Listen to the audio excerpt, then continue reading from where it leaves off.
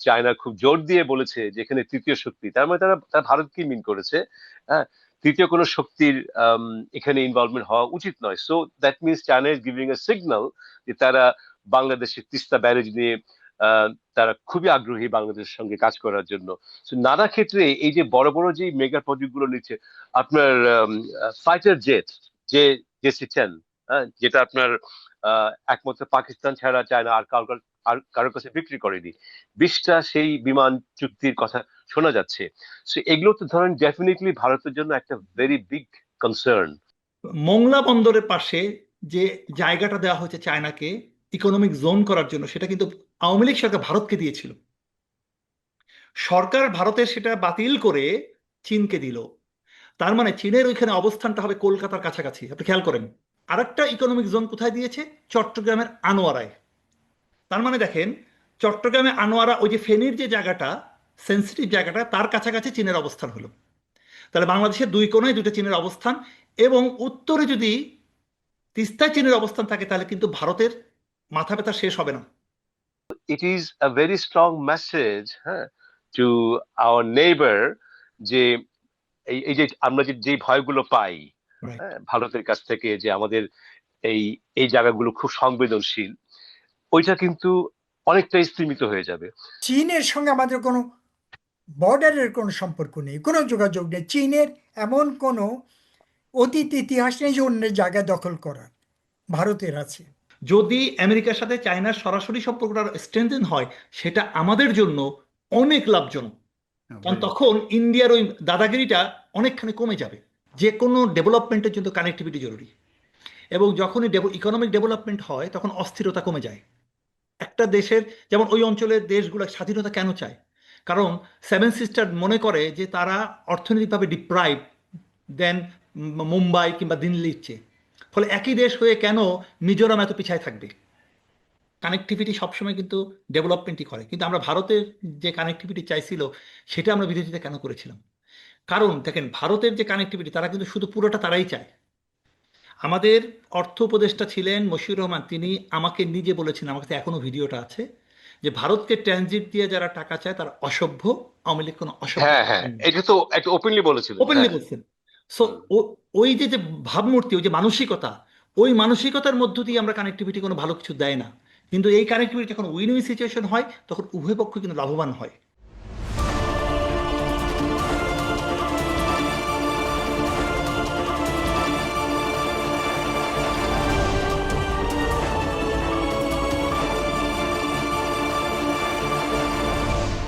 Canada ভিত্তিক সংগঠন March for justice কর্তৃক আয়োজিত আজকের আলোচনা আলাপের পক্ষ থেকে আমি প্রথমত আপনাদেরকে শুভেচ্ছা, ধন্যবাদ জানাই আজকের উপস্থিতির জন্য। আজকে আমাদের সাথে উপস্থিত আছেন জনাব শহীদ খন্দকার টুকু, তিনি মার্চ ফর জাস্টিসের প্রেসিডেন্ট। টুকু ভাই কেমন আছেন? আলহামদুলিল্লাহ ভালো, আপনি কেমন আছেন? আমি টুকু ভাই, আমরা ভালো আছি। আমাদের সাথে আরেকজন আছেন আহ, রেজাউল করিম তালুকদার ভাই। আমরা টুকু ভাইকে যেমন টুকু ভাই বলি, বলে সম্বোধন করি, তেমনি ঠিক তালুকদার ভাইকে আমরা রেজাউল করিম তালুকদার, ওনাকে আমরা তালুকদার ভাই বলে সম্বোধন করি।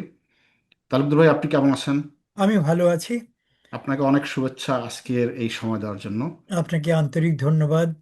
আমাদের সাথে আরো একজন উপস্থিত আছেন, উনি গাজী সালাউদ্দিন মাহমুদ, ওনাকে আমরা মিম ভাই বলে সম্বোধন করি। মিম ভাই, আপনার কেমন আছেন? আহ, অসংখ্য ধন্যবাদ, আমি ভালো আছি। আমরা আজকে খুব সহজ একটা বিষয়তে যাব। এটি সহজ, কারো কারো কাছে একটু জটিল হতে পারে, কিন্তু আমরা কোনো একটি সমসাময়িক বিষয় নিয়ে আলোচনা করব বাংলাদেশের। তা প্রথমে আমরা আজকে যেটা শুরু করতে চাই,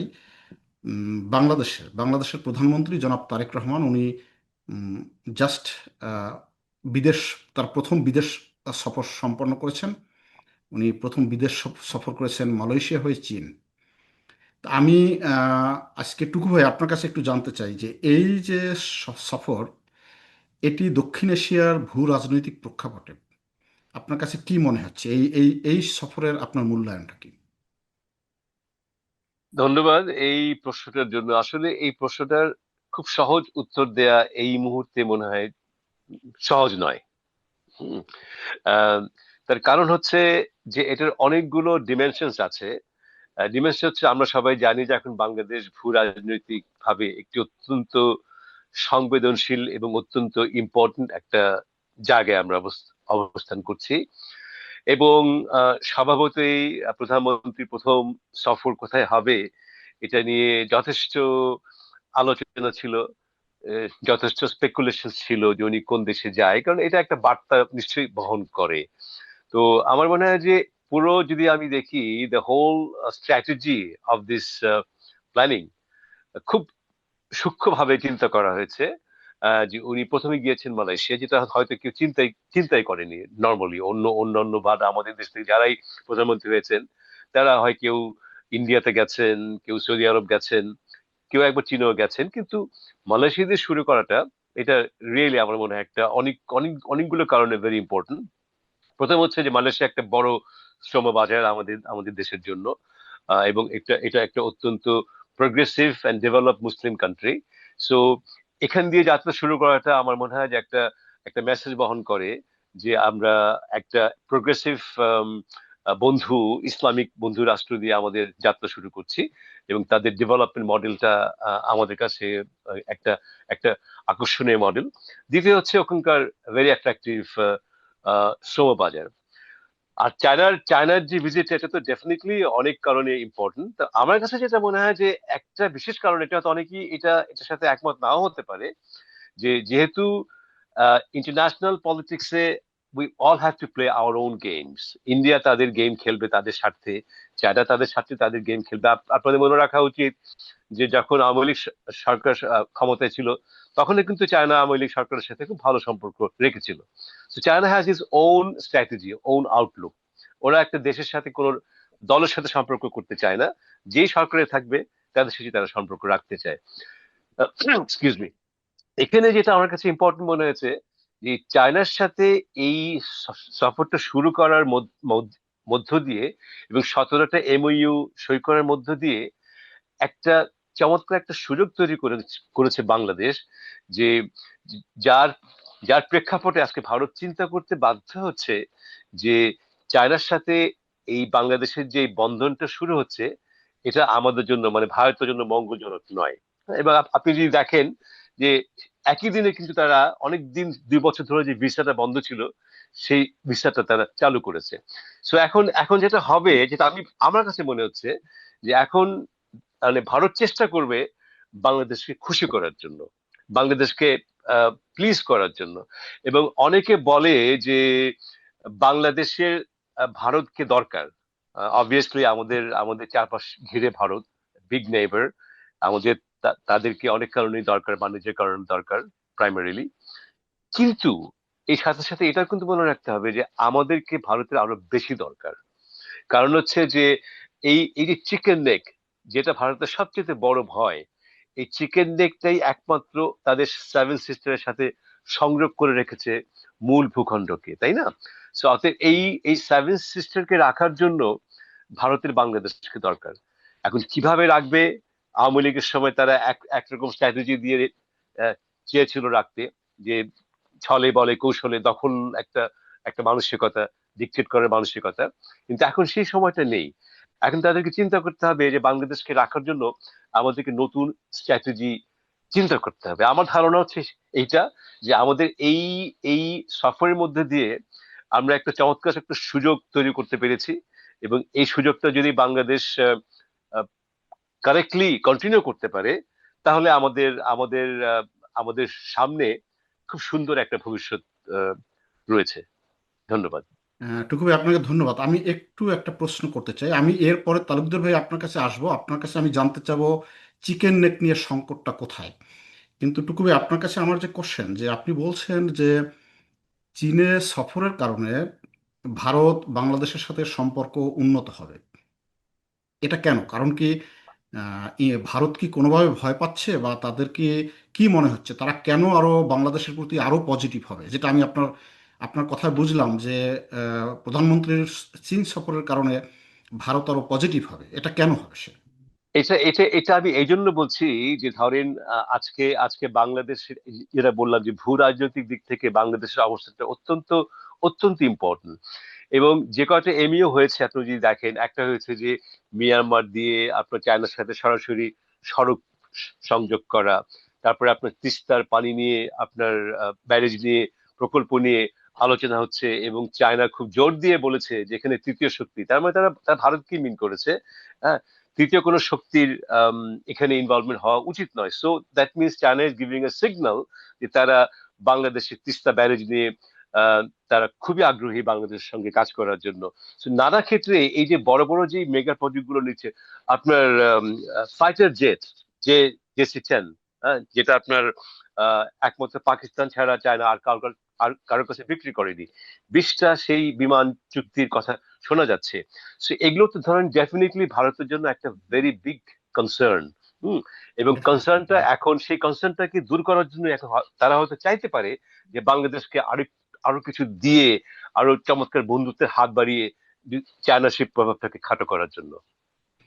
আমি আমি আপনার আমি এবার মিম ভাই আপনার কাছে একটু পরে যাব, জাস্ট আপনার কাছে যাব এই যে তিস্তা ব্যারেজ নিয়ে। আমি যেটা দেখলাম একটি রিপোর্টে, ওখানে খুব সিম্পলি বলা হয়েছে যে তিস্তা ব্যারেজ প্রকল্পে সহায়তা দেয়া হবে। তা আমি আপনার কাছে আসছি, আমি একটু তালুকদার ভাই আপনার কাছে জানতে চাচ্ছি যে আসলে চিকেন নেক নিয়ে ভারতের এত মাথা ব্যথা কেন, এবং এখানে কি সংকট হতে পারে? চিকেন নেক নিয়ে ভারতের, এটা বাংলাদেশের কোনো সংকট না, সংকটটা ভারতের। কারণ পূর্বাঞ্চলীয় 7টি রাজ্যের সঙ্গে একমাত্র চিকেন নেক দিয়ে সরু একটি পথ, এটি দিয়েই সব ধরনের বাণিজ্য, অধিকাংশ বাণিজ্য করে থাকে। শুধু বাণিজ্য নয়, এই যে বিশাল সেনাবাহিনীকে পাঠাতে হয়, স্থায়ীভাবে রাখতে হয় এই 7টি রাজ্য, অশান্ত রাজ্যকে শান্ত করবার জন্যে কিংবা দাবিয়ে রাখবার জন্যে, ভারতকে বিশাল সংখ্যক সেনাবাহিনীকে এখানে 765 days এই জায়গাটাতে তাদেরকে রাখতে হয়। এবং এটি এটি আপনি বলছেন দাবাই রাখতে হবে কেন? ওটা তো ওদেরই দেশ, ওদেরই মানুষ। ওদের দেশ, কিন্তু এই পুরো অঞ্চলটি 7টি রাজ্যই অশান্ত। এইখানে সাম্প্রদায়িক সম্পর্কের মধ্যে নানান চড়াই উতরাই রয়েছে, ধর্মীয় বিভাজন রয়েছে। মুসলিম যতটা উল্লেখযোগ্য না, কিন্তু খ্রিস্টান সম্প্রদায় এই 7টি রাজ্যের মধ্যে যথেষ্ট পরিমাণে রয়েছে। এরপর ভাষাভিত্তিক, তারপরে ধরুন এইখানে পাহাড়ি জনগণ কিংবা উপজাতীয় জনগণ, যাদের সঙ্গে মূল ভারতের সাংস্কৃতিক একটা বিরাট বৈষম্য আছে। এটা আজকের নয়, এটা ঐতিহাসিকভাবেই এই সংকটটি এখানে চলে আসছে, যেটিকে ভারত তার শক্তি দিয়ে, ক্ষমতা দিয়ে যেভাবে পারে এই 7টি রাজ্যকে দাবিয়ে রাখার চেষ্টা করেছে এবং আগামীতেও করবে বলে ধারণা। এবং যে কারণে তাদের এই চিকেন নেকের এই যে যোগাযোগটি, এটি যাতে কোনোভাবেই সংকটে না পড়ে সেটি তারা অব্যাহত রাখবে। থ্যাংক ইউ তালুকদার ভাই। আমি একটু তাহলে আগের আগের প্রশ্নটিতে যাই, কারণ এই প্রশ্নটি আমরা তো মাঝখান থেকে নিলাম।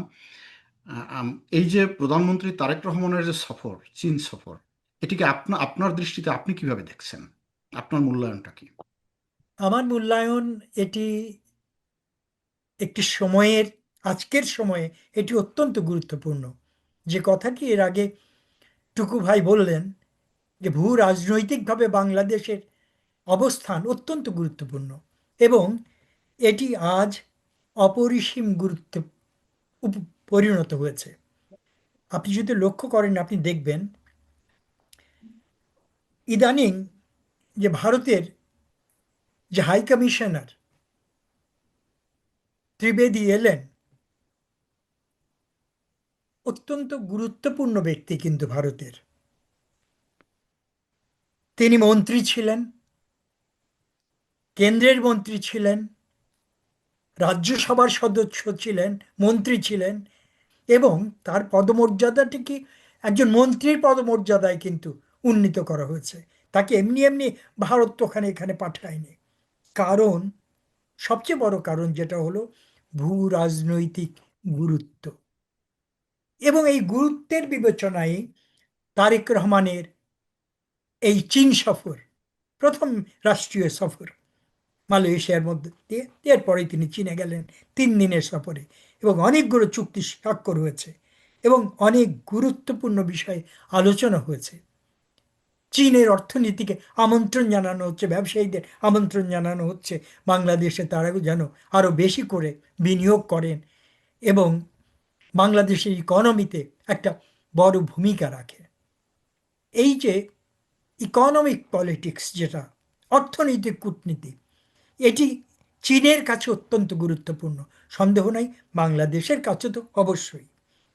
কিন্তু জটিল যে সমীকরণ, জটিল যে অঙ্ক, ভারতের সঙ্গে চীনের যে রাজনৈতিক সম্পর্ক, অর্থনৈতিক সম্পর্ক, ব্রিক্সের বেলায় তারা এক, আবার আঞ্চলিক রাজনীতি একটা ভিন্ন মাত্রা, এসব মিলিয়েই আমরা এমন একটি অবস্থানে আছি যে আমাদের সন্দেহ নেই আমরা এই দুই শক্তির সঙ্গেই ব্যালেন্স করে বুদ্ধিমত্তার সঙ্গে আমরা আমাদের জাতীয় ঐক্যকে যেভাবে বজায় রাখব, আবার আমাদের নিজস্ব রাজনীতিটাকেও, ভূ রাজনীতিটাকেও শক্তিশালী করবার জন্য যা করা দরকার আমাদের তাই করতে হবে। এবং সেই ক্ষেত্রে তারেক জিয়ার ভ্রমণ অত্যন্ত গুরুত্বপূর্ণ। আমি একটু টুকু ভাইয়ের কাছে যাব একটু পরে, আমি মিম্বের কাছ থেকে শুনে, কিন্তু টুকু ভাই আপনার কাছে আমরা একটু পরে জানতে চাবো যে তালুকদার ভাই বলেছেন যে সেভেন সিস্টার তাদের জন্য খুবই গুরুত্বপূর্ণ, কারণ হলো সেভেন স্টেটকে তাদের দমিয়ে রাখার জন্য, তাদেরকে কন্ট্রোল করার জন্য। আপনার কোনো ভিন্ন দৃষ্টিভঙ্গি আছে কিনা, আপনি অন্যভাবে ভাবছেন কিনা? যে চিকেন নেক নিয়ে, আবার এদিকে আরেকটি নেক আসছে আমাদের ফেনীতে, এই দুটো নিয়ে আপনার মূল্যায়নটা আমরা শুনবো। কিন্তু তার আগে আমি একটু মিম ভাইয়ের ওখানে যাচ্ছি। মিম ভাই, আপনার কাছে প্রথম আমি আপনার মূল্যায়ন শুনবো, কিন্তু আপনি যদি একটু ব্যাখ্যাটা দেন যে টুকু ভাই বলছিলেন যে উম, তিস্তা প্রকল্প নিয়ে, আমি যেটা রিপোর্টে দেখলাম যে ওখানে তিস্তা প্রকল্পে তারা পার্টিসিপেট করবে, তারা বাজেট দেবে, এরকম ইনডেপথ কোনো কথা নাই, জাস্ট ছোট করে লেখা আছে ওখানে তারা সহায়তা করবে, খুব সারফেস থেকে কথা আছে।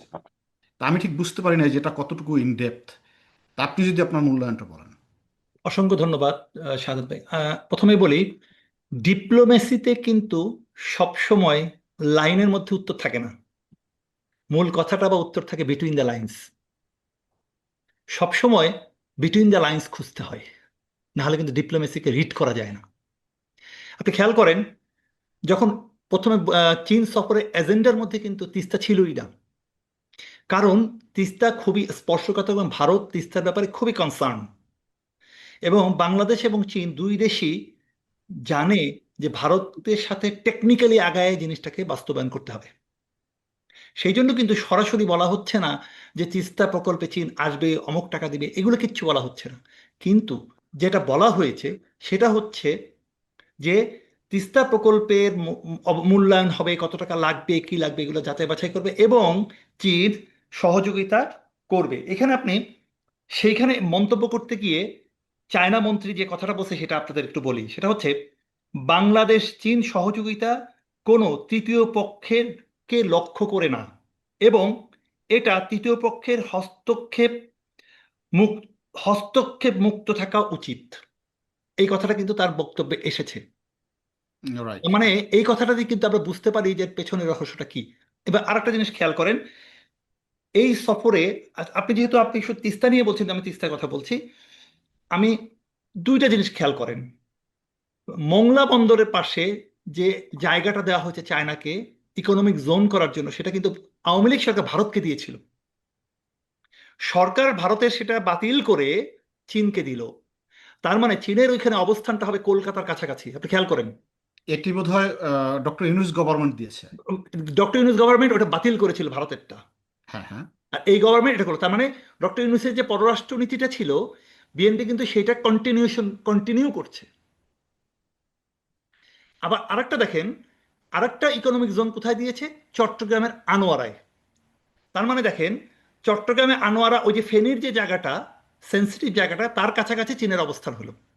তাহলে বাংলাদেশের দুই কোণায় দুটো চীনের অবস্থান, এবং উত্তরে যদি তিস্তায় চীনের অবস্থান থাকে তাহলে কিন্তু ভারতের মাথা ব্যথা শেষ হবে না। এখন এই সব কিছু তো ভারতকে আপনি একবারে গিলাইতে পারবেন না। না, কিন্তু আপনি কি এটা মনে আস্তে করেন যে আস্তে। ডক্টর ইউনূসের গভর্নমেন্ট যে জায়গায় রেখে গেছে তিস্তা হুম। প্রকল্প, তারেক তারেক রহমানের গভর্নমেন্ট সেটা থেকে কি পেছনে চলে আসছে নাকি না, আরো সামনে যাচ্ছে? সামনে যাচ্ছে, পেছনে চলে আজকের যাচ্ছে। যে এই যে যে সমঝোতা হয়েছে সেটা কি সামনের দিকে যাচ্ছে নাকি? সামনের দিকে যাচ্ছে, সেটা সেটা সে- সেটা অবশ্যই সামনের দিকে যাচ্ছে। আমি দুইটা তিস্তা দিয়েই বলি। হুম, ধরেন তিস্তা প্রকল্পের যে আগে যে ব্যাপ্তিটা ছিল, সেই ব্যাপ্তিটা বাড়ানো হবে এখন। সেই ব্যাপ্তিটা বাড়ানো হবে। যেমন বলা হয়েছিল তিস্তা নদীটাকে 1 কিলোমিটার মধ্যে নিয়ে এসে গভীর করা হবে।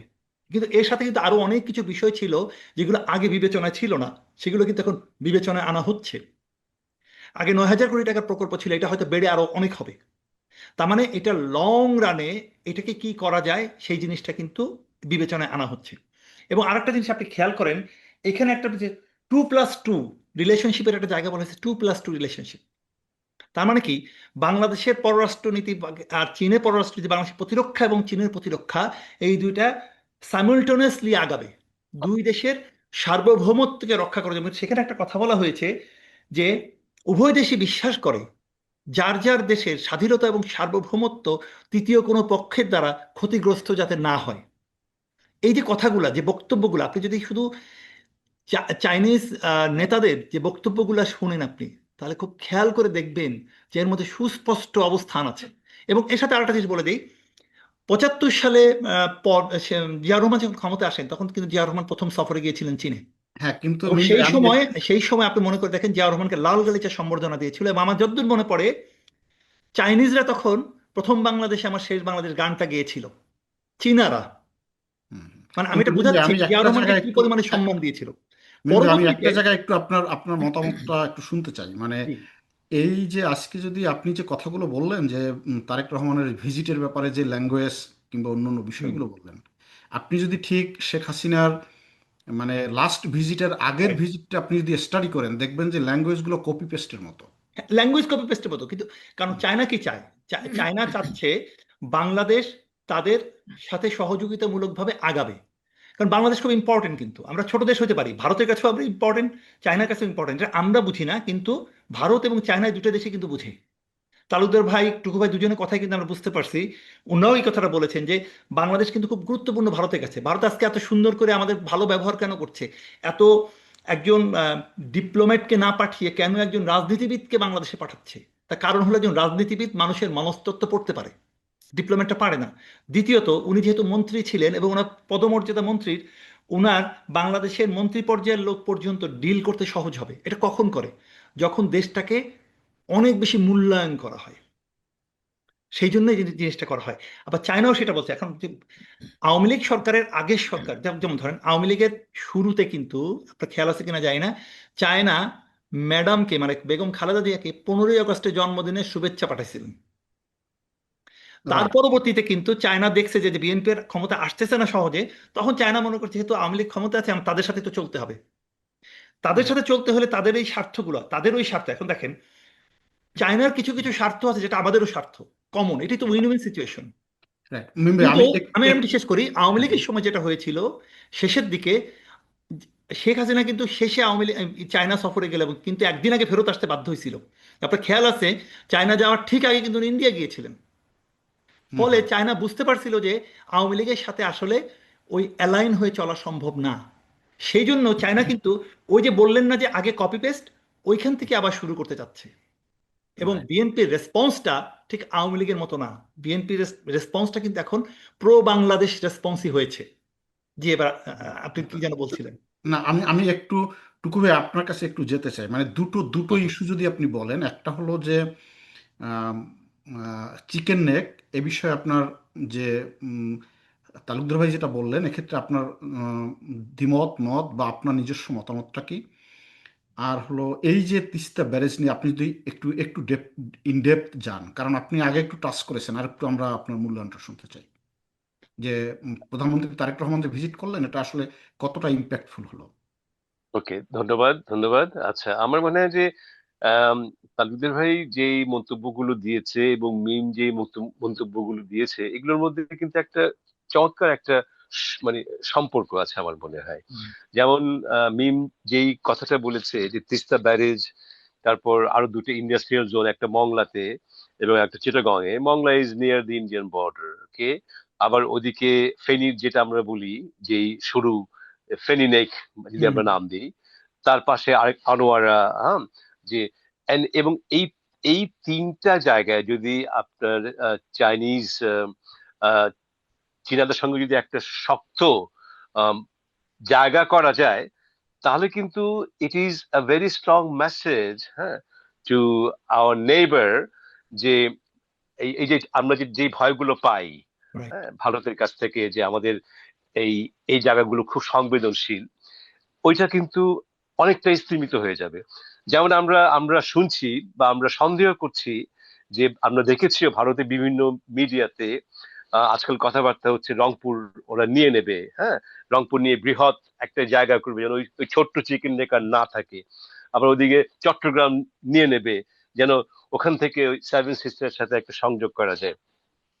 ব্যক্তিগতভাবে আমি মনে করি ইন্ডিয়ার স্বার্থে ইন্ডিয়ান এগুলো করতেই পারে, তাই না? সবাই যেই যেই দেশ থাকবে, যেমন আপনি দেখেন ডোনাল্ড ট্রাম্প ভেনেজুয়েলার মতো একটা স্বাধীন দেশ থেকে একজন একজন রাষ্ট্রপতিকে উঠিয়ে নিয়ে এসেছে। Hmm, because the world is like that. এখন ইন্ডিয়া তার স্বার্থে অনেক কিছু করতে পারে, আমাদের চিন্তা করতে হবে আমাদের স্বার্থটাকে। এবং এই তিনটা প্রজেক্ট যদি সাকসেসফুলি ইমপ্লিমেন্ট করা যায়, তাহলে পরে ওই যে চিকেন নেকের কথা বললেন, তাজুদ্দিন ভাই বললো চিকেন নেক ইন্ডিয়ার জন্য যেমন একটা বিগ প্রবলেম, আমাদের জন্য এই জন্য প্রবলেম বিকজ ইন্ডিয়ার এই কনসার্নটা আমাদেরকেও কিন্তু ইম্প্যাক্ট করছে। যে ইন্ডিয়া ভয় পাচ্ছে যে ইন্ডিয়া বাংলাদেশকে কন্ট্রোল করতে চায় কেন, one of the main reason হচ্ছে, যেটা তারিক ভাই বললেন খুব সুন্দরভাবে, যে এই সেভেন সিস্টারকে দমিয়ে রাখা হোক বা তাদেরকে পার্ট অফ মেইনল্যান্ডের সঙ্গে সংযুক্ত রাখা হোক। তো এই একটা বড় একটা কনসার্নের জায়গায় chicken neck is very important to India. So এবং ওই চিকেন নেকের সঙ্গে কিন্তু সংযুক্ত বাংলাদেশ। সো অতএব চিকেন নেকটা ইন্ডিয়ার জন্য যেমন একটা ভীতির কারণ, ওই একই কারণে যেহেতু এটি ইন্ডিয়ার জন্য ভীতির কারণ, আমাদের জন্য কিন্তু একটা ভেরি একটা একটা খুব সংবেদনশীল একটা জায়গা। এবং আমাদের আমাদের যে ভূ রাজনৈতিক গেম গুলো, এটাকে মাথায় রেখে করতে হবে। এবং আবারও বলছি, এই তিনটা প্রজেক্ট যদি আমরা সাকসেসফুলি চায়নার সাথে করতে পারি, তাহলে পরে আমাদের আমাদের জায়গাটা অনেক শক্ত হবে। এটা হলো প্রথম প্রশ্ন। আপনার দ্বিতীয় প্রশ্নটা কি ছিল? দ্বিতীয় প্রশ্নটা ছিল যে Teesta barrage. Teesta Teesta barrage. Barrage, আচ্ছা টুকু ঠিক ভাই, আছে, আমার হ্যাঁ। আরেকটা প্রশ্ন এর মধ্যে তৈরি হয়েছে। আচ্ছা। সেটি হলো এই যে আপনি বলছেন যে তিনটা প্রজেক্ট, সে আনোয়ারা, মংলা এবং তিস্তা। চিকেন নেক, এটাকে ধরেন বাংলাদেশের মানুষ যদি, চায়না যদি এই তিনটা প্রজেক্টে আসে সাকসেসফুলি, তাহলে বেশি বেটার ফিল করা হবে। তাহলে এরকম যদি প্রজেক্টে, প্রথম কথা হলো কেন বেটার ফিল করা হবে, দ্বিতীয় কোশ্চেন হলো যে এরকম জায়গায় যদি ইন্ডিয়া থাকে তাহলে আমরা আরো বেশি বেটার ফিল করবো না কেন, ভয়টা কোথায়? ভয়টা হচ্ছে, আমরা তো জানি যে যে আমরা একটু আগে যেটা বলেছি, যে বাংলাদেশকে ভারত তাদের কন্ট্রোলে রাখতে চায় কেন, মূলত এই সেভেন সিস্টারের জন্য। ঠিক আছে? তা এখন যদি ভারত ভারত যদি আমাদের এখানে এই এসব জায়গায় অলরেডি তারা তো করেছে, সুন্দরবনে তারা আপনার এই যে বিদ্যুৎ, কয়লা, এগুলো নিয়ে অনেক, এবং আমাদের আমাদের স্বার্থের বিরুদ্ধে অনেকগুলো প্রজেক্ট আওয়ামী লীগের সময় করেছিল, তাই না? আমরা দেখতে পেরেছি যে যে গত 15 বছরে যে চুক্তিগুলি হয়েছে ভারতের সাথে, সবগুলো আমাদের দেশের স্বার্থ বিরোধী। Very simple. একটা আমাদের দেশের স্বার্থকে মাথায় রেখে করা হয়নি, কিন্তু এখন যে প্রজেক্টগুলি করা হচ্ছে, তিস্তা ব্যারেজ বলি অথবা আনোয়ারা বা আপনার ওই মংলাতে, এগুলো সবকিছু কিন্তু বলা যায় যে আমাদের দেশের স্বার্থকে মূলত প্রাধান্য দিয়ে করা হচ্ছে। তো আপনি ইন্ডিয়ার সাথে একটা চুক্তি আর চায়নার সাথে চুক্তি তো ইজ কমপ্লিটলি অপোজিট, ডিফারেন্ট। না না, এই প্রাধান্যটা কি বাংলাদেশ দিচ্ছে নাকি চীন দিচ্ছে আমাদেরকে? দুজনই। কারণ এখানে দুজন। স্বার্থ কিন্তু, যেটা তাজুল ভাই বলেছে, it is a win win situation for both. কারণ কারণ এই অঞ্চলে অঞ্চলে আপনার মার্কিন যুক্তরাষ্ট্র ভারতকে ব্যবহার করছে চায়নাকে কন্ট্রোল করার জন্য, চায়নার যে বিস্তার তাকে রোধ করার জন্য। ঠিক আছে? সো অতএব অতএব এটা এটা চায়নার জন্য যেমন জরুরি যে তাদের একটা শক্ত অবস্থান রাখার জন্য, যে আর যতই আমরা বলি যে আপনার ভারতের সঙ্গে ওদের $1 বিলিয়ন বেশি $1 বিলিয়ন ব্যবসা হচ্ছে, কিন্তু strategically they are not on the same, ওরা একই জায়গায় অ্যালাইন তো না। Right. অতএব এটা চায়না যেমন স্বার্থ, আমাদের স্বার্থ তো বটেই। একটু আমার আরেকটা কোশ্চেন, আপনি সরি আমি আপনাকে একটু আরো বেশি কোশ্চেন করে ফেলছি। এই যে আপনি বলছেন যে চায়না অনেক ঘনিষ্ঠ হলে, অনেক প্রজেক্ট হলে আমরা বেশি লাভবান হব, আবার বলছেন যে ইউএস এখানে তার প্রভাব বিস্তারের জন্য চায়নাকে ঠেকাতে চায়, তা আমরা কি চায়নার সাথে বেশি ঘনিষ্ঠ হতে গিয়ে আমরা পশ্চিমকে দূরে ঠেলে দেব কিনা? আচ্ছা, এটি কিন্তু তালুকদার ভাই আপনার কাছে আমরা একটু শুনতে চাবো, একটু প্রথম টুকু ভাই আপনার কাছ থেকে একটু শুনি। অনেক ধন্যবাদ। এটা একটা অত্যন্ত অত্যন্ত চমৎকার প্রশ্ন। আমরা কিন্তু আসলে কাউকে দূরে সরাতে চাচ্ছি না। আমরা এই যে চায়নার সাথে বন্ধুত্ব হওয়া মানেই কিন্তু ভারতের বিরোধিতা করা নয়, তাই না? আমাদের স্বার্থ যেখানে, আমাদের স্বার্থ যেখানে বেশি ইম্পর্টেন্ট। যেমন আমি আপনাকে ছোট্ট একটা এক্সাম্পল দিই। ভারত আমেরিকার সাথে আমাদের যে ট্রেড, আপনার ট্রেডটা হলো, যে ট্রেড আপনার যে ট্যারিফ নিয়ে যে একটা চুক্তি হলো, এই চুক্তির প্রচুর বিরোধিতা হয়েছে, প্রচুর। কিন্তু আপনি যদি মাইনিউটলি যদি আপনি দেখেন, আপনি যদি পড়েন, তাহলে আমার কিন্তু মনে হয় যে ওখানে বাংলাদেশের স্বার্থ, যেমন ধরেন আপনার যে ট্যারিফ স্ট্রাকচার 20% থেকে 19% নামিয়ে এসেছে। ট্রাম্প তো সারা দুনিয়া সবার উপরে ট্যারিফ দিয়েছিল।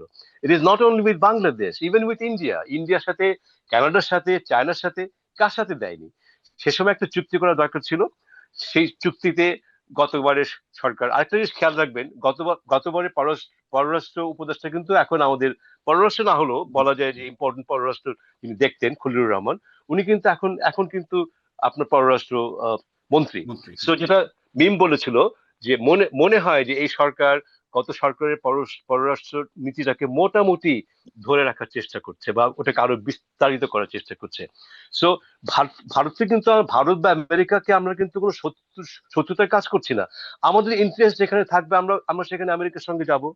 আমাদের ইন্টারেস্ট যেখানে থাকবে with China, will do that. আজকে যদি ঢাকা মিয়ানমার, বাংলাদেশ মিয়ানমার এবং চায়না যদি একটা মহাসড়ক হয়, হ্যাঁ, এটা এটা আমেরিকার জন্য চিন্তার কারণ কেন হবে? হওয়া উচিত নয়। আমরা চায়নার সাথে ট্রেড করতে পারবো। It will be easier for us to trade. China আমাদের সাথে ট্রেড করতে পারবে। আমাদের বন্দর থেকে they can use our port, for southern provinces. So এখানে আমরা কারোর সাথে যদি আমরা প্রো বাংলাদেশ কথা চিন্তা করি, যেটা এই সরকার বারে বারে বলছে যে প্রথম বাংলাদেশ আমার শেষ বাংলাদেশ, আমরা যদি ধরি জিয়াউর রহমানের স্লোগান ছিল, তো তাহলে পরে আমরা আজকে যদি আমরা প্রো বাংলাদেশ পলিসিটা রাখি, তাহলে ইন্ডিয়া, আমেরিকা, চায়না, যার সাথে আমরা আমাদের লাভটা বেশি করতে পারবো, আমরা তার সাথে সম্পর্ক করবো। না, গুড, আমরা সেটা তো ভালোই। তালুকদার ভাই, আপনি যদি একটু বলেন এই বিষয়ে যে আহ, এই যে চীনকে বেশি তার প্রভাবটা কিংবা তার সাথে বেশি ঘনিষ্ঠতা আমাদেরকে আমেরিকা বা পশ্চিম থেকে আমাদেরকে একটু দূরে ঠেলে দেবে কিনা, এটা গেল একটা। এটা একেবারেই দেবে না, এই কারণে আমি বলছি, হুম। কারণ পশ্চিমের যে সম্পর্কটা ছিল মার্কিন যুক্তরাষ্ট্রের সঙ্গে ইউরোপের, আজকে সেই সম্পর্ক কিন্তু এক জায়গাতে নেই। Right. আজকে মার্কিন প্রেসিডেন্টের ভূমিকা ইউরোপ সহজে নিতে পারেনি। ইউরোপের বিভিন্ন জায়গা দখলের কথাও তারা বলেছে। মার্কিন প্রেসিডেন্টের ইচ্ছা গ্রিনল্যান্ড দখল করে নেবে, এই করবে সেই করবে। এই যে একটা আধিপত্যবাদী মানসিকতা, এই মানসিকতার সঙ্গে মোটেই একমত হতে পারেনি ইউরোপ। সুতরাং একটা দূরত্ব নিঃসন্দেহে তৈরি হয়েছে। ইউরোপ আগে যেরকম মার্কিন যুক্তরাষ্ট্রের উপরে প্রচুর পরিমাণে নির্ভর করত, আজকে ন্যাটো ভাঙার উপক্রম। কোন কারণে? মার্কিন যুক্তরাষ্ট্রের অতিরিক্ত নাক গলানি এবং অকূটনৈতিক কথাবার্তা, আচরণ ইউরোপকে মার্কিন যুক্তরাষ্ট্র থেকে যথেষ্ট দূরে ঠেলে দিয়েছে। যে কারণে আমাদের এটা একটা সুন্দর সময়, যে সময়টাতে আমরা আমাদের নিজস্ব রাজনীতিকে, নিজস্ব ভূ রাজনীতিকে আরও গতিশীল করতে পারবো। এবং সেই কারণে চীনের সঙ্গে সম্পর্কটা যদি গভীর হয়, এতে যুক্তরাষ্ট্রের ক্ষুব্ধ হয়েও কিছু করার থাকবে না। আপনি কি বলতে চাচ্ছেন যে আমেরিকা তার শক্তির দিক থেকে দুর্বল হওয়ার কারণেই ওই চীনকে বেশি জায়গা দেওয়া ভুল হবে না, ব্যাপারটা এরকম বলতে চাচ্ছেন কিনা আপনি? আহ, আমরা দেখেছি উপমহাদেশীয় রাজনীতিতে 47-এর পর থেকে ভারত অসংখ্য জায়গা দখল করেছে, কিন্তু প্রতিবেশীদের সিকিম থেকে নিয়ে গোয়াদিউ দমন থেকে নিয়ে কি না দখল করেছে, অনেক জায়গা দখল করেছে। 1,04,000 বর্গ কিলোমিটার এলাকা দখল করেছে। দখল করে নিয়েছে। এই দখল যে তারা আরো বাড়াবে না, ইসরায়েলের সঙ্গে তাদের যে সম্পর্ক, যে গভীর সম্পর্ক, এ কেবল বন্ধুত্বের মধ্যেই সীমাবদ্ধ না, এরা আরো বেশি সম্পর্ক। সেই জায়গায় ইসরায়েল যা করছে, ভারত এটাকে ফলো করবে না, আমি এটা মোটেই বিশ্বাস করি না। তাহলে কি আপনি বলতে চান যে ভারতের চেয়ে আপনার ভালো বন্ধু হতে পারে চীন, যদি চীন এবং ভারতকে কম্পেয়ার করেন বাংলাদেশের ক্ষেত্রে? চীনের সঙ্গে আমাদের কোনো বর্ডারের কোনো সম্পর্ক নেই, কোনো যোগাযোগ নেই। চীনের এমন কোনো অতীত ইতিহাস নেই যে অন্যের জায়গা দখল করার, ভারতের আছে। রাইট। সুতরাং চীনের সঙ্গে আমাদের বন্ধুত্ব, এটা বাণিজ্যিক সম্পর্ক, এটা রাজনৈতিক সম্পর্ক, ভূ রাজনৈতিক সম্পর্ক, সবই শক্তিশালী হবে। কিন্তু কোনো সময় চীন আমাদের জায়গা দখলের কোনো সুযোগ পাবে না, সুযোগ নেই। Thank you, thank you. তাহলে আমি আমি কি একটা ছোট্ট একটা জিনিস আমি অ্যাড করতে পারি? জি প্লিজ। আচ্ছা, ঠিক আছে। এই জায়গায় আমি কিন্তু একটা চমৎকার একটা সিমেট্রি দেখি with the Canadian situation.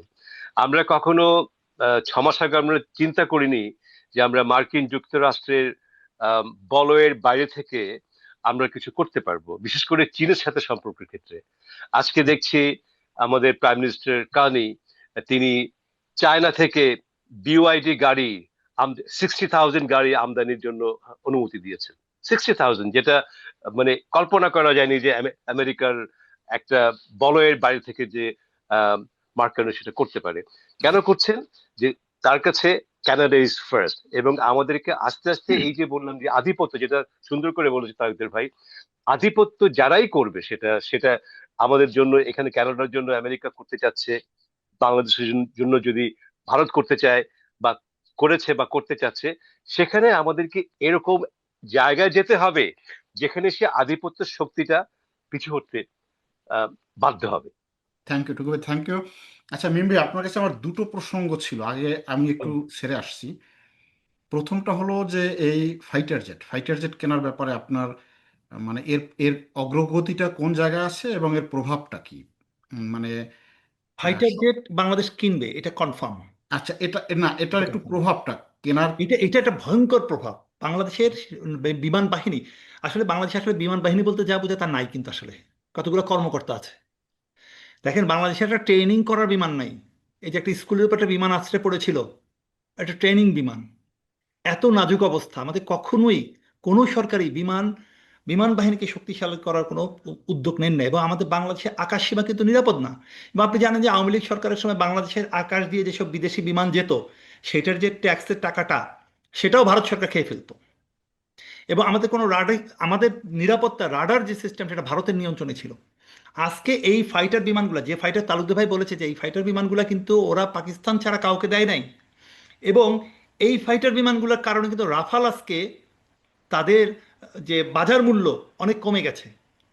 So দুইটা জিনিস আছে, এক হচ্ছে আমাদের স্ট্র্যাটেজিক্যালি আমরা খুব শক্তিশালী হব যে আমাদের কাছে এই জিনিসটা আছে। কিন্তু দ্বিতীয়টা হচ্ছে আমাদের আমার একটা অবকাঠামো কোশ্চেন দিক দিয়ে ছিল অনেক যে শক্তিশালী হব। এটি কোন জায়গায় আছে, মানে এটি কি আমাদের কন্ট্রাক্ট হয়ে গেছে নাকি এখনো কাগজপত্রের জায়গায় আছে? আমরা তো শুনছিলাম যে ডক্টর ইউনূসের গভর্নমেন্টের সময় আমরা শুনছিলাম যে 10 বা 20 জেট আনবে। এটা এটা এটা কাগজপত্র না, এটা প্রসেসটা তো সহজ না। এটা হ্যাঁ, প্রসেসের মধ্যেই আছে। এবং এই প্রসেসটা একটু পিছায় নাই। ডক্টর ইউনূসের সময় উদ্যোগটা নেওয়া হয়েছিল। আমি কিন্তু আগেই বলেছি যে বর্তমান সরকার, ডক্টর ইউনূস সরকারের যে পররাষ্ট্র নীতি, সেটাকেই কন্টিনিউ করছে, আর হয়তো এক্সপ্যান্ড করছে। এক্সটেন্ড করছে। ডক্টর ইউনূস সরকারের সময় কিছু কিছু ব্যক্তির মন্তব্য খুব অ্যাগ্রেসিভ ছিল। ওটা কিন্তু আসলে কূটনীতির ভাষা না। আমি বলছি তো, কূটনীতির ভাষা কিন্তু সেরকম হবে, আপনার আসল কথাটা থাকবে না। আপনি যেটা করতে চান সেটা আপনার দুই লাইনের মাঝখানে থাকবে, যেটা উল্লেখ থাকবে না। না, গুড। কিন্তু এবছরের সফরে, এই যে সফর করলেন, এই সফরে কি জেট নিয়ে কোনো আলোচনা হয়েছে কিনা, হ্যাঁ, কিংবা জেট নিয়ে আলোচনা হয়েছে। কোনো এমইউ হয়েছে কিনা? না, এমনি ওই যে যে প্রতিরক্ষার ইয়ে মানে 2+2 যে ইয়েটা আছে, এগ্রিমেন্টটা, তার আন্ডার এটা আছে। তা আপনি বলতে চাচ্ছেন যে কোথাও না কোথাও ইন বিটুইন লাইন এই Yes, কথা আছে? আছে। এত এবং যে বড় দাম একটা দরও ইস্যু ঠিক কি করা হয়ে গেছে, কত কি টাকা পয়সা কিভাবে দেবা সেগুলোও সব আলোচনা হয়ে গেছে, এবং এটা অনেকখানি আগে গেছে এই ইয়েটা। কিন্তু এই- আপনি বলছেন যে এরকম একটি ইস্যু ইন বিটুইন লাইনে পাওয়া যাবে? অবশ্যই ইনপুটকে আপনি সরাসরি দেখতে পাবেন। কারণ কি, হুম, শোনেন, বাংলাদেশ চীন সম্পর্কের মাঝখানে সবসময় ভারত খুব কনসার্ন। ফলে বাংলাদেশ সরকার খুব সাবধানে এটা এগোতে হয়, এবং খুব সাবধানেই এগোচ্ছে। আর একটা জিনিস আপনাকে বলি, 76 সালে জিয়া রহমান যখন চায়না থেকে, আর একটা চায়নার আমাদের সেনাবাহিনীর তো সবকিছু পারচেস কিন্তু চায়না থেকেই হয়। এটা রাইট। জিয়া রহমান শুরু করেছিলেন। জিয়া রহমান যখন শুরু করেছিলেন, তখন কিন্তু ইন্ডিয়া এতটা কনসার্ন ছিল না। কারণ তখন ইন্ডিয়া বুঝেই নেয় যে বাংলাদেশ একটা সময় শক্তিশালী দেশ হয়ে যাবে। ইন্ডিয়া তো মনে করছিল যে এই দেশটাকে আমরা নিয়েই নিব কদিন পরে। না, কিন্তু এই গুড। দেশটা কিন্তু যে শক্ত একটা শক্তিশালী জায়গায় আসবে, সেটা তো অনেকেরই ধারণা ছিল না। আচ্ছা মিম ভাই, আপনি মিম, একটু একটু আমাকে জি, বলেন, এই যে জেট, এটার প্রভাবটা কি? তাহলে এই যে ভূ রাজনীতিতে এর প্রভাবটা কি হবে? আমরা ধরেই নিলাম যে চায়নার সাথে এগ্রিমেন্ট হয়ে গেছে এবং 20টা জেট আনবে, তাহলে এরপরে প্রভাবটা কি? এরপরে প্রভাব হচ্ছে, আমাদের ধরেন বাংলাদেশের প্রতিরক্ষা কাকে মাথায় নিয়ে? ভারতকে মাথায় নিয়ে। সো আমাদের যদি কোনো ভারত যখন দেখবে যে আমাদের সেনাবাহিনী এবং বিমান বাহিনীও এতখানি স্ট্রেংথ, এবং আপনি খেয়াল করেন, আমাদের কিন্তু বলা হচ্ছে সৈয়দপুরকে ডেভেলপ করা হবে, এবং লালমনিরহাটে কিন্তু আমাদের একটা পরিত্যক্ত বিমানবন্দর আছে, যেটা দ্বিতীয় বিশ্বযুদ্ধের সময় পরিত্যক্ত ঘোষণা করা হয়। ওইটা কিন্তু বিমান বাহিনীর জন্য ব্যবহার করা হবে। ফলে দেখেন, যদি লালমনিরহাটের ওইখানে বিমান ঘাঁটি থাকে, সৈয়দপুরে বিমান ঘাঁটি থাকে, যশোরে থাকে, তাহলে আমাদের চারিদিকে যে আমাদের সীমান্তবর্তী যে প্রতিরক্ষা ব্যবস্থাটা, সেই প্রতিরক্ষা ব্যবস্থাটা মারাত্মকভাবে শক্তিশালী, কয়েকশো গুণ শক্তিশালী হয়ে যাবে। Very good. কিন্তু মিম ভাই, আপনি যেটা বলছেন, ওই প্রজেক্ট তো ডক্টর ইউনূসের সরকারের ছিল। হ্যাঁ। যতটুকু আমি আমি জেনে আমি রিপোর্টে দেখলাম যে ওটি অলমোস্ট স্থগিত হয়ে আছে। না, আপনি তো আগের কথা বলছেন, আমরা তো একটু ফরওয়ার্ড যেতে চাই। আগের কথা, এটা কি এই আপনি গভর্নমেন্ট আপনি কন্টিনিউ যখন করছে? যদি আপনি দেখেন, টেলিভিশনগুলোতে দেখেন, ইউটিউবে দেখেন, আপনি এনটিভিতে একটা রিপোর্টও হয়েছে এটা নিয়ে, যে কত টাকা দিয়ে কেনা হচ্ছে, কি হচ্ছে, ইন ডেপথ একটা রিপোর্টও হয়েছে। সেটাও আমি কালকে দেখেছি। সো এই বিষয়গুলো এখন যেহেতু একটা প্রসেসের মধ্যে আছে, সরকার কিন্তু সরাসরি ঘোষণা দিতে দেবে না যে আমি এগুলো আনতেছি, কারণ এটা খুব সেন্সিটিভ বিষয়। তো আপনি বাট বলছেন যে এটাও আমাদের ইন বিটুইন লাইন পড়তে হবে? হ্যাঁ, আপনাকে ইন বিটুইন লাইন পড়তে হবে, যখন আসবে তখন দেখবেন, বাট ওকে। এটা আসবে। আচ্ছা, গুড, থ্যাংক ইউ। আর আচ্ছা। আমি একটুখানি ইন্টারাপ্ট জি, করি মাঝখানে। হ্যাঁ, হ্যাঁ। জি প্লিজ। অত্যন্ত মূল্যবান কথা বলেছেন আমাদের মিম। তো সেইখানে আমি একটু সংযোগ করি। সেটা হলো, ইরান যুক্তরাষ্ট্র যুদ্ধের মধ্যে দিয়ে রাইট। আমরা কিন্তু নতুন যুদ্ধাস্ত্র, নতুন সমর কৌশল দেখেছি, এবং সেখান থেকেও আমাদের নতুন শিক্ষা নিতে হবে।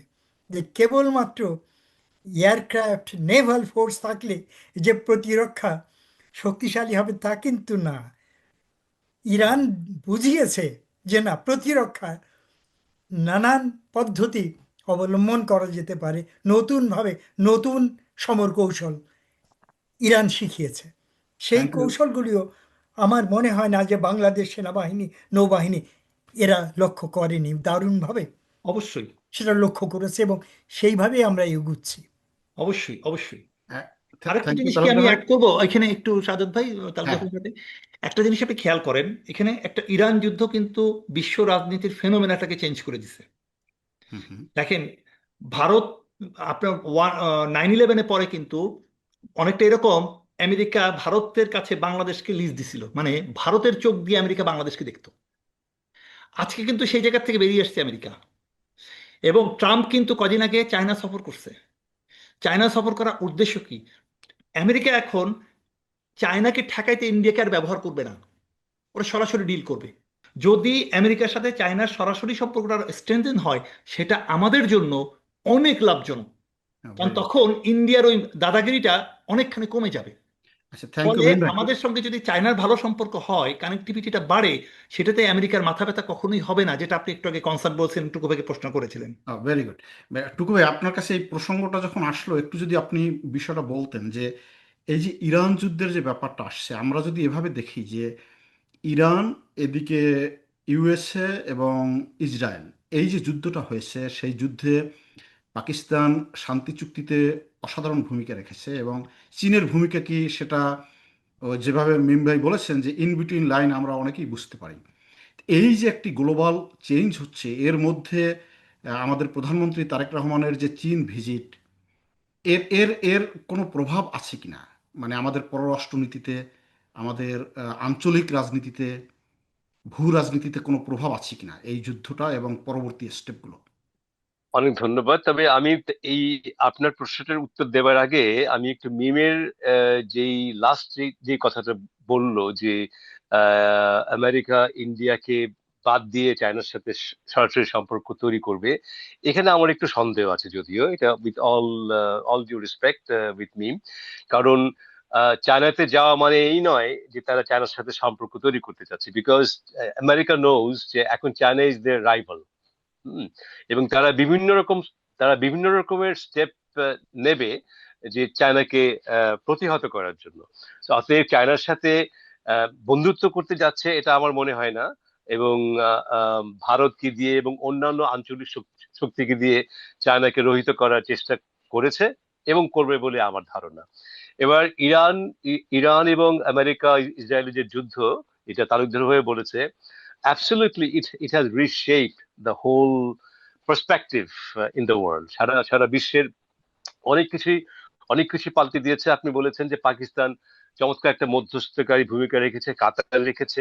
হুম। এবং চায়নাও কিন্তু মধ্যস্থ ভূমিকা কিন্তু রেখেছে, একদম রাখেনি তা কিন্তু নয়। হ্যাঁ, তারা হয়তো ভোকালি বলেনি, কারণ ট্রাম্প যখন গিয়েছিল চায়নাতে তাদের সাথে কথা হয়েছে, এবং চায়না, বিকজ এই এই যুদ্ধে কিন্তু সবচেয়ে বেশি লাভবান হয়েছে আসলে চায়না। হুম। নানা দিক থেকে, যেমন তেলের দাম আপনার যেগুলো করেছে ওগুলো এখন চাইনিজ মুদ্রায় করা হচ্ছে। সো অনেক অনেক ক্ষেত্রেই এখানে চায়না লাভবান হয়েছে। এবং আহ, এই যে এই এই যে নতুন একটা পোলারাইজেশন হয়েছে, এবং এই পোলারাইজেশন আমরা দেখতে পাবো আগামীতে, এই মুহূর্তে আসলে একদম সরাসরি বলা খুব ডিফিকাল্ট। কিন্তু আমেরিকার যে একটা ক্ষয়িষ্ণু শক্তি, এটা কিন্তু প্রুভ হয়ে গেছে অলরেডি, বিকজ আজকে যে চুক্তিটা হচ্ছে যুদ্ধ থামাবার জন্য, দেখা যাচ্ছে Iran is calling the shots. হ্যাঁ, ভেরি সারপ্রাইজিং যে আহ, চুপচাপ থাকলো, দেখা যাচ্ছে আজকে ইসরায়েল ইজ সাইড লাইন, অনেকটাই বলা যায়। হ্যাঁ। এবং আমেরিকা এখন সরাসরি আম, ইরানের সাথে কথা বলছে, যে এবং এখন পর্যন্ত আমরা যা শুনতে পাচ্ছি যে ইরান বেসিক্যালি লাভবান হচ্ছে কিন্তু ইরানের এই যুদ্ধবিরতি থেকে। সো এর প্রভাব অবভিয়াসলি বাংলাদেশেও পড়বে, এর প্রভাব এই সাবকন্টিনেন্টে পড়বে, এর প্রভাব সারা দুনিয়াতে পড়বে। এটা এ ব্যাপারে কোনো সন্দেহ নেই।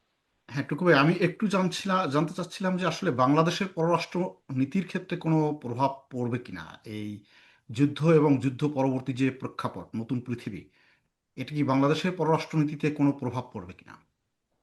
প্রভাব তো এই যে বললাম, কম বেশি প্রভাব তো সব সারা সারা সারা পৃথিবীতেই পড়বে কিন্তু ডেফিনেটলি। কোনো স্পেসিফিক কোনো কিছু আছে কিনা বাংলাদেশের জন্য? আমার আমার আমার কাছে মনে হয় যে এই মুহূর্তে যেটা বাংলাদেশের জন্য যেটা টেক অ্যাওয়ে হতে পারে, সেটা হচ্ছে যে এগেইন, যে মার্কিন যুক্তরাষ্ট্রের সাথে আমরা সম্পর্ক রাখবো, কিন্তু মার্কিন যুক্তরাষ্ট্রের কোনো অযৌক্তিক চাহিদা বা দাবি আমরা আমরা যেন না মানি, বিকজ আমেরিকান, আমাদের মনে রাখতে হবে এমনিতেই আমেরিকা একটা ক্ষয়িষ্ণু শক্তি। এবং বর্তমানে যেই অবস্থা তৈরি হয়েছে, আপনি আপনি এখন দেখেন, আমরা একসময় পাকিস্তানকে সার্কের একটা একটা কান্ট্রি মনে করতাম, বাট পাকিস্তান কিন্তু এখন সার্কের কান্ট্রি নাই। হুম, দে আর মোর, আপনি বলতে পারেন তারা এখন মোর মিডল ইস্টার্ন একটা শক্তি হয়ে গেছে, এন্ড ভেরি পাওয়ারফুল শক্তি হয়ে গেছে। আজকে আমরা শুনতে পাচ্ছি যে সৌদি আরব, পাকিস্তান, ইজিপ্ট, ইরান, তারা মিলে একটা ইসলামিক নেটো করতে পারে। হম। তো ইরান এগুলো, আমার মনে হয় তার কি তুরস্ক। না, ইরানও এখন এখন ইরানও শুনতে আছে। পাচ্ছি হতে ইরান পারে। আছে। হ্যাঁ, হুম। Iran, Turkey, Pakistan, Saudi Arabia and Egypt, right, five powerful Muslim country. এটা হোল থিং এটা তো স্পিল ওভার তো বাংলাদেশে আসবে, অবভিয়াসলি আসবে। হ্যাঁ, এবং আমাদেরকে দেখতে হবে আগামী আগামী আমি যেটা প্রথমে আপনাকে বলেছিলাম, যে বাংলাদেশ খুব সতর্কভাবে এবং অত্যন্ত বুদ্ধিমত্তার সাথে এখন এই আন্তর্জাতিক খেলাগুলোকে দেখতে হবে এবং নিজের গেমটাকে ওইভাবে খেলতে হবে। আমি জি, আমি কি একটু, টুকু ভাই। সাদত ভাই, আমি কি একটু হ্যাঁ, টুকুর সাথে অ্যাড করবো? জি জি, প্লিজ। অনুমতি দিবেন? আচ্ছা, এই যে যে নতুন যে অ্যালাইটা হচ্ছে, আপনি খেয়াল করেন যে চায়না, পাকিস্তান, ইরান, এই যে যে মধ্যস্থতা যে তৈরি করলো, কিন্তু এখানে এই মধ্যস্থতা করে কিন্তু পাকিস্তান কিন্তু আন্তর্জাতিক রাজনীতিতে নিজের একটা অবস্থানটা আরো অনেক শক্তিশালী করছে। এবং চায়নার সাথে পাকিস্তানের রিলেশন কিন্তু খুব শক্ত, এবং এটা কিন্তু শক্তই থাকবে। ফলে আজকে কিন্তু এই সিচুয়েশনের কারণে বাংলাদেশের পক্ষে ভারতের কে বুড়ো আঙুল দেখিয়ে চায়নার সাথে ডিল করা আরো অনেক সহজ হয়ে যাবে। যে প্রসঙ্গটি আসছিল আপনি তুলছিলেন শুরুর দিকে, যে চীন মায়ানমার হয়ে বাংলাদেশের মধ্যে একটি যোগাযোগ স্থাপন করা হবে এবং এবারের ভিজিটে মানে হুম, হুম, সফর, হুম। আমাদের প্রধানমন্ত্রী যে সফর করেছেন ওখানে এটি আলোচনা হয়েছে। তা আমার প্রসঙ্গ হলো যে এই যে কানেক্টিভিটি বা এই যে যোগাযোগ, এটি প্রভাব পড়বে কিনা। আমি কনটেক্সটটা বলতে চাই, ওখানে যেমন ধরেন ওখানে একটু অস্থির আছে। আমরা জানি যে মিয়ানমারের মধ্যে যে চীন স্টেট এবং ইন্ডিয়ার মেঘালয়, মণিপুর এবং বাংলাদেশের রাঙামাটি, এই জায়গাগুলোতে রাঙামাটিতে কুকি চীন আছে। ওদিকে কি বলে রাখাইনে যুদ্ধ হচ্ছে এবং রাখাইনের পাশে ওখানে ইন্ডিয়ান একটি পোর্ট আছে।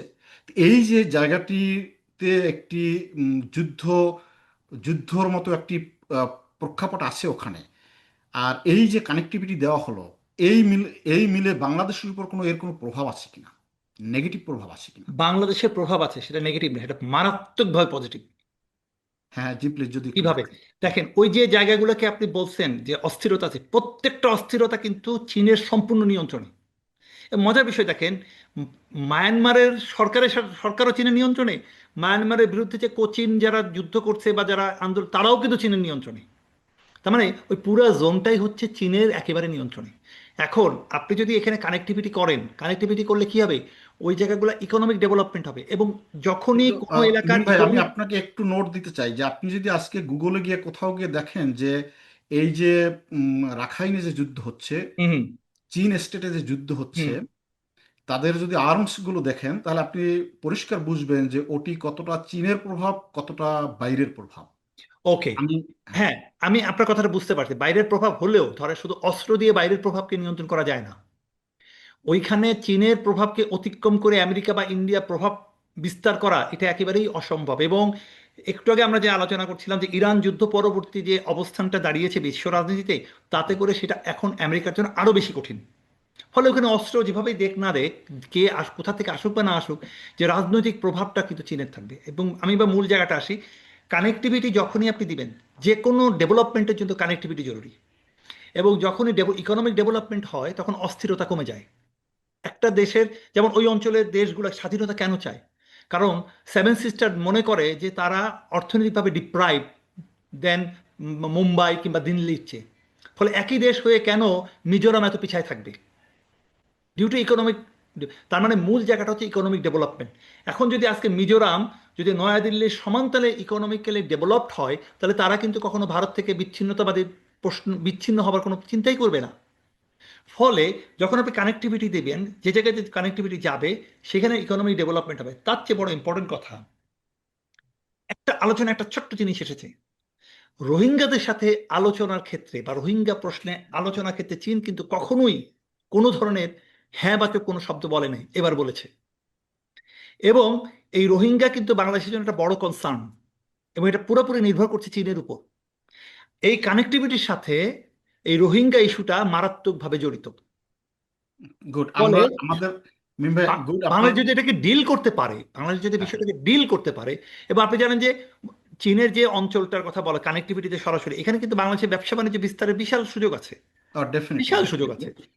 তাতে এবং কোনো আরেকটা সন্দেহ বলি, নাই, কিন্তু ওই যে আমি অন্য আনোয়ারা, দেখেন আরেকটা জিনিস বলি যে আনোয়ারার যে ইকোনমিক জোন হবে, এই ইকোনমিক জোনের যে প্রোডাকশনটা, সেই প্রোডাকশনটা তো ওই পথে গেলে খরচ অনেক কম হবে।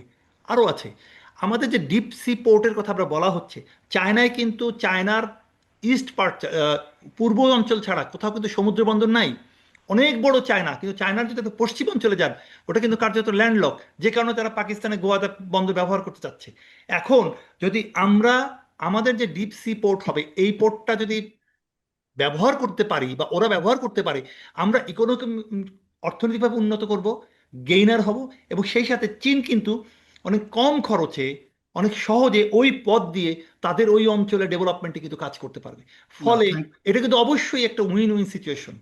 থ্যাংক ইউ মিম ভাই। আচ্ছা তালুকদার ভাই, আমি আপনার কাছে যেটা একটু জানতে চাচ্ছিলাম যে যেটা আলোচনা হচ্ছিল, আপনি কি মনে করেন যে এই যে চীন হয়ে মিয়ানমারের মধ্য থেকে বাংলাদেশের যে কানেক্টিভিটি হবে, এটিকে আপনি কোন দৃষ্টিতে দেখছেন? আপনার মূল্যায়নটা কি? এটা তো চীনের রোড অ্যান্ড বেল্ট ইনিশিয়েটিভ যেটা, হুম। এটা কিন্তু গোটা এশিয়াকেই, এশিয়া এবং আফ্রিকার উপরে একটা প্রচণ্ড প্রভাব ফেলবে, এবং বাংলাদেশ তার থেকে একেবারেই আলাদা না। রাইট। না, কিন্তু এটি বোধহয় ওই বেল্ট অ্যান্ড রোড ইনিশিয়েটিভের বাইরে একটি সংযোগ।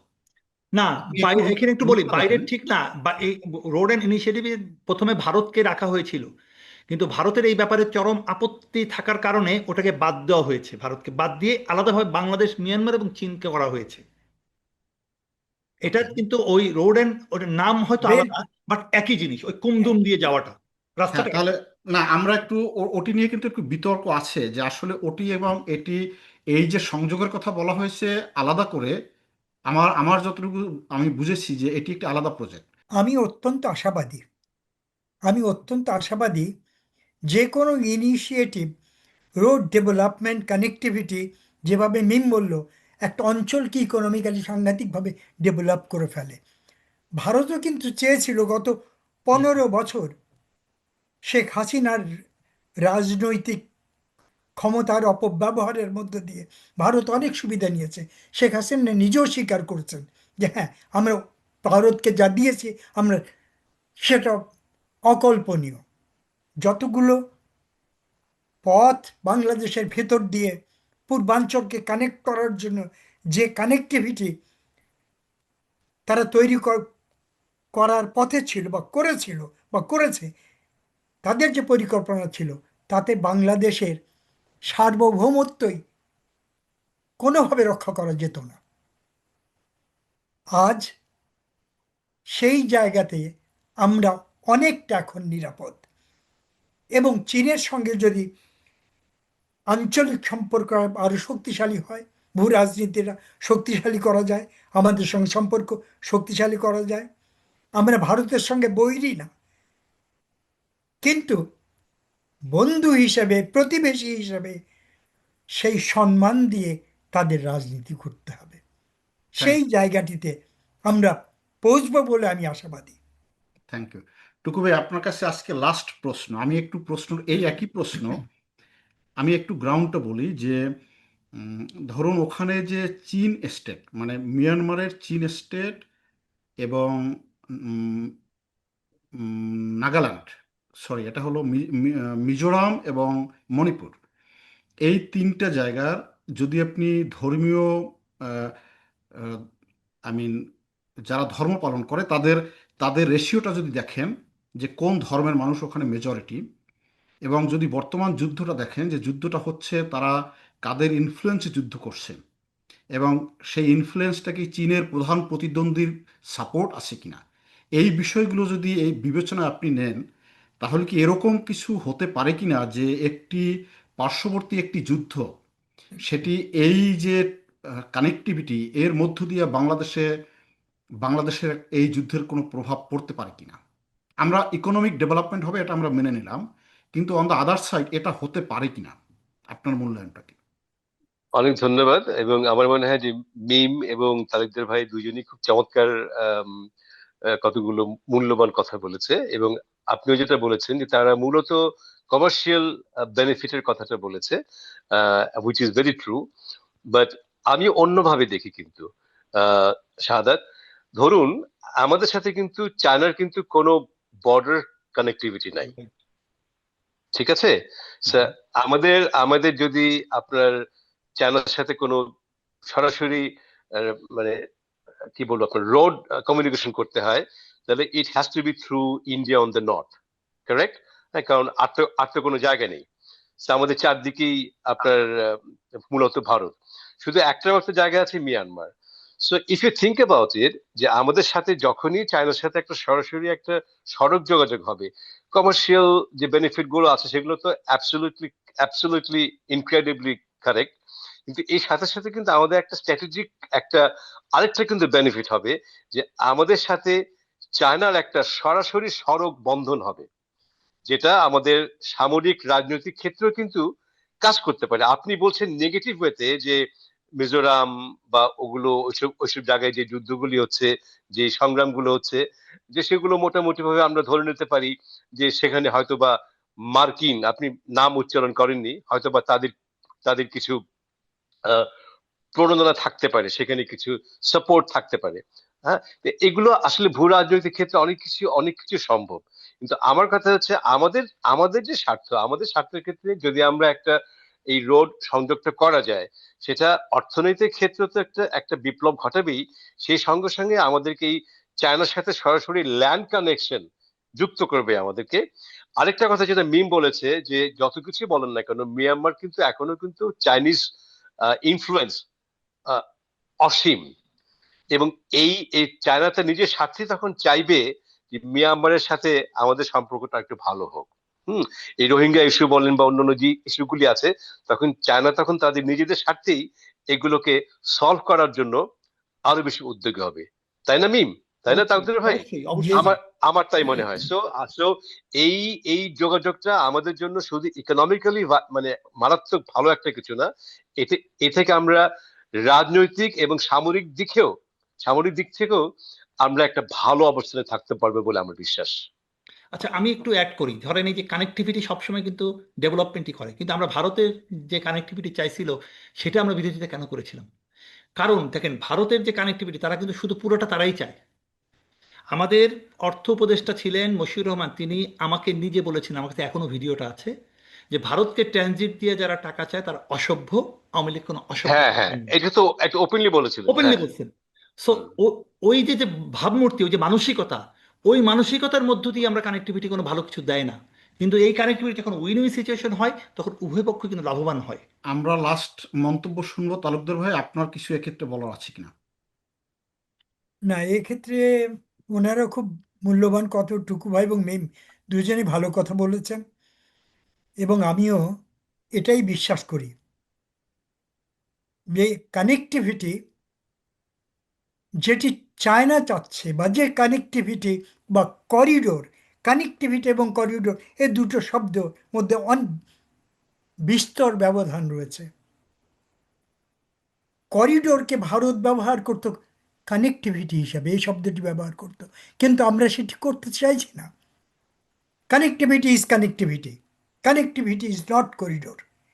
করিডোর বাংলাদেশের ভেতর দিয়ে ভারত থেকে ভারতের মধ্যে যে কারেক্ট। যোগাযোগ ব্যবস্থা, সেটি কেবলমাত্র পূর্বাঞ্চলকে তাদের কন্ট্রোলে রাখবার জন্যে বাংলাদেশকে ব্যবহার করা। এতে বাংলাদেশের কোনো বেনিফিট ছিল না, বাংলাদেশ বরং ঝুঁকির মধ্যে ছিল। কারণ বাংলাদেশের ভেতর দিয়ে যদি কখনো ভারতীয় ব্যাপক পরিমাণ সমরাস্ত্র ধরুন যাচ্ছে ট্রেনে, আমরা বাধা দিতে গেলে সেখানে যুদ্ধাবস্থা বিরাজ করত। কোনো ট্রাকে কি পণ্য যাচ্ছে আমরা সেটা চেক করতে পারবো না। এই যে একটি অবস্থা তৈরি হয়েছিল, আমরা সেই জায়গা থেকে অন্তত আমরা মুক্তি পেয়েছি। আমি থ্যাংক ইউ আশা তালুকদার ভাই। করব আর কখনো বাংলাদেশ এই ধরনের অসম কোনো জায়গাতে ভারতের সঙ্গে চুক্তিবদ্ধ হোক, কিংবা সম্পর্ক তৈরি হোক, যে সম্পর্ক আমাদের সার্বভৌমত্বকে ঝুঁকির মধ্যে ফেলবে। এখানে একটু আমি অ্যাড করি, পূর্ববর্তী সরকার যে ছলনাটা বাংলাদেশ মানুষের সঙ্গে করেছিলেন সেটা হচ্ছে তারা কিন্তু বলতো ভারতের সাথে বাংলাদেশের ট্রানজিট, কিন্তু ওটা কিন্তু ট্রানজিট ছিল না, ওটা ছিল করিডোর। কারণ ট্রানজিট হইতে হইলে দ্বিতীয় কোনো দেশের উপর দিয়ে তৃতীয় কোনো দেশের জিনিসপত্র যাবে, কিন্তু ওটা কি ছিল, ভারতীয় পণ্য আমাদের উপর দিয়ে আবার ভারতেই যাচ্ছে।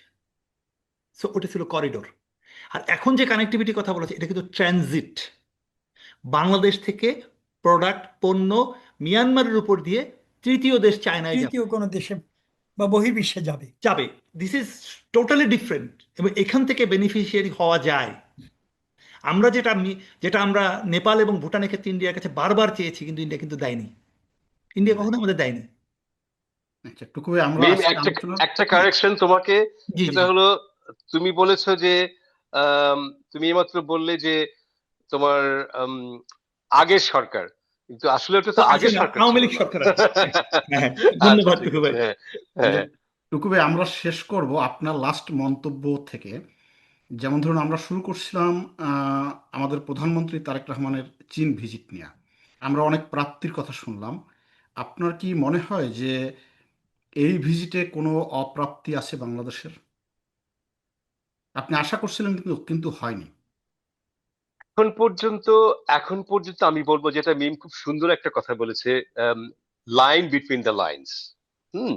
সো উনি আমাদের প্রধানমন্ত্রী মাত্র আহ, সফর করে ফিরলেন, মাত্র ফিরলেন, ঠিক না? এবং এখন আগামী কয়েক কয়েক মাসের মধ্যে আমরা অনেক কিছু দেখতে পাবো।